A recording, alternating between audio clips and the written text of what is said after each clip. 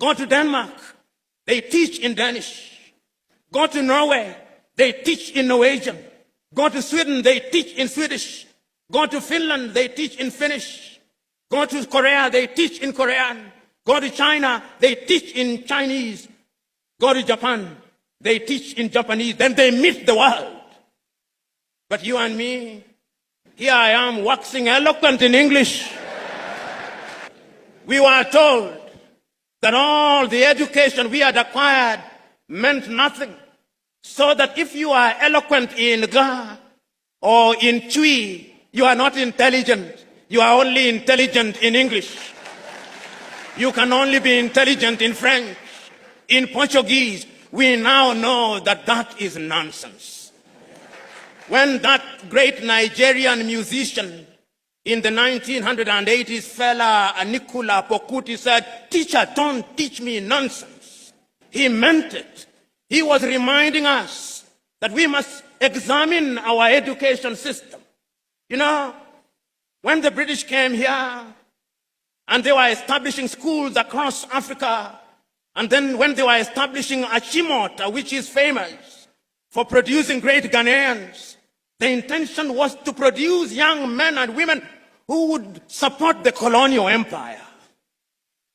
The intention was the same in Uganda with Budo's King's College. It was the same in Kenya with the Alliance schools. As Chinua Achebe says, the white man was clever. He came and put a knife in the things that held us together, and things fall apart. That we have now become famous for producing graduates in agriculture, some of whom, if you allow me a little latitude and hyperbole, cannot distinguish between a goat and a sheep. When we want to build our roads, we have engineers, most of whom today, if you do not address them as engineers so and so, they rise up, ready to beat you up. But yet, when we are building our highway from Accra through to Winneba, through to Cape Coast, through to La Côte d'Ivoire, it is the Chinese that I see, which calls into question, what type of engineering are we teaching? We are producing doctors, and they are good, some of them. But yet, when those of us who have the ability are sick, unless they do not know, they want to be airlifted to Dubai and to Germany. They have no faith in our medical system. When we are sick during COVID, all Africa is crying to America, "Oh, give us Moderna, give us Pfizer," to the Russians, "give us Sputnik." We are crying. Yet we have universities with professors in medicine.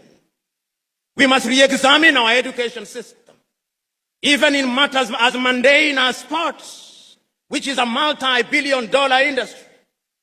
The United States of America offers our young men and women scholarships to study sports. Our universities don't. Football is a multi-billion-dollar industry. But yet, when one of the masters of ceremony was speaking in jest, it is not the anthem of Asante Kotoko that he remembered, but that of Liverpool, "We shall not walk alone." Theosagiefo was right when he said, we may actually solve the economic problem. We may even solve the political problem. But I dare say that the mental problem which was impacted and makes us feel inferior will take a little longer to solve. In 1933, Carter G. Woodson, that African-American educator writing in his book, Miseducation of the Negro, said that we have been so miseducated for so long. Our self-esteem has been undermined for so long. We have been made to use the back door for so long that even when we are told to use the front door, we look for the back door, and if we can't find it, we create our own back door.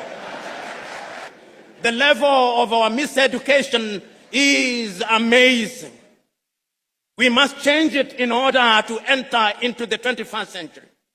Today, if I stood here and asked young Africans, and there is no shortage of them here, how many African authors do you know?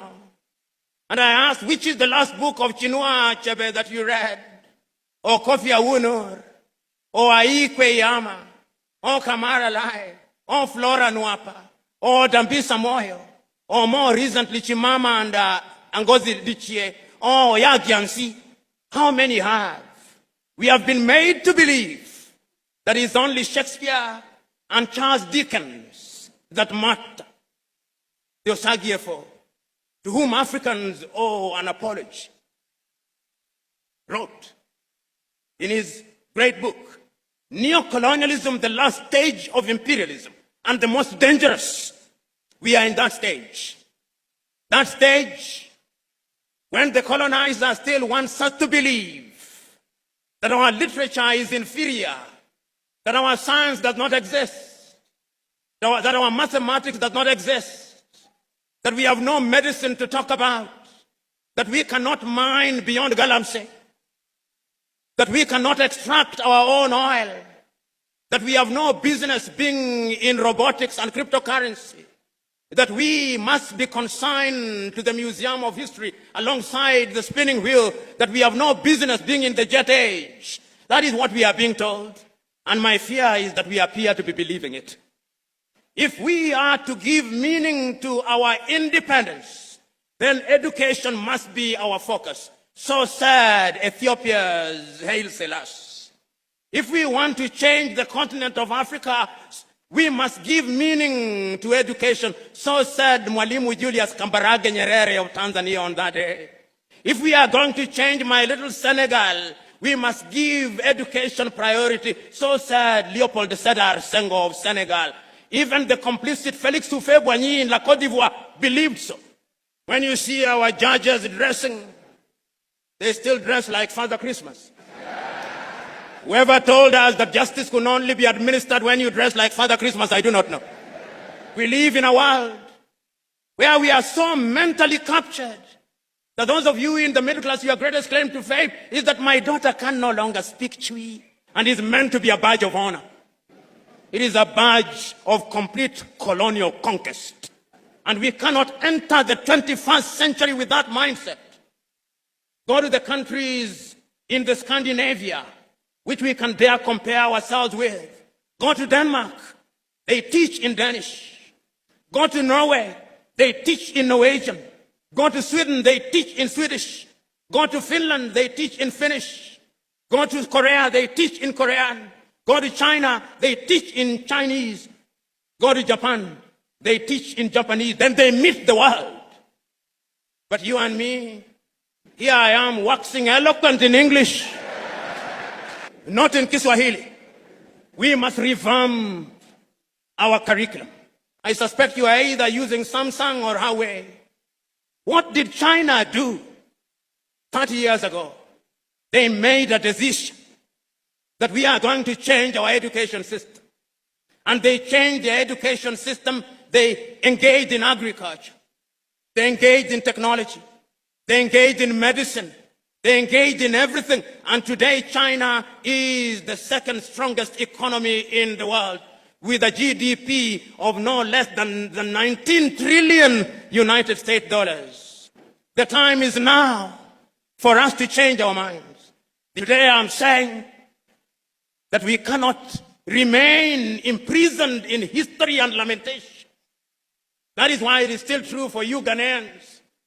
Nkrumah is dead, but Nkrumah never dies.